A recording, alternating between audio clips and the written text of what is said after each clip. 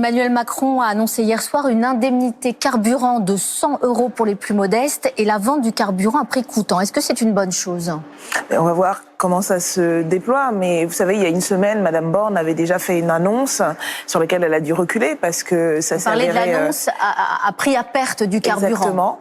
Il a totalement rétropédalé hier soir. Exactement, mais ce qui est assez symptomatique d'un gouvernement qui ne sait pas où il va, ou en tout cas qui sait où il va, c'est-à-dire qu'il refuse de faire payer ceux qui en ont les moyens pour alléger la charge d'une majorité de la population qui aujourd'hui n'en peut plus, est étranglée par l'inflation et voit y compris les services publics reculer, qui voit y compris que le gouvernement est plus intéressé à préserver les bénéfices des plus riches plutôt que d'aider la majorité de la population.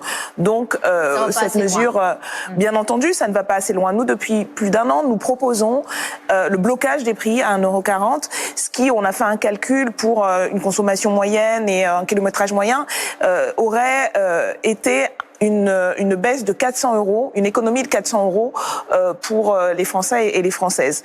Et il faut bloquer les prix, il faut s'attaquer aux marges. Vous avez aujourd'hui les compagnies comme Total qui font des bénéfices records, trimestre après trimestre, et c'est là où on a les moyens de faire baisser... prix, ça dépassera pas les 2 € quoi qu'il arrive. Ah oui, mais bon, c'est 2 €, c'est déjà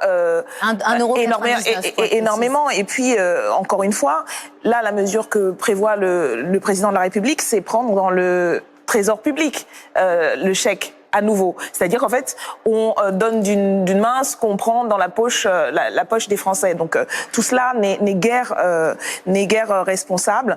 Et encore une fois, ce sont les Français et les Françaises qui vont en pâtir.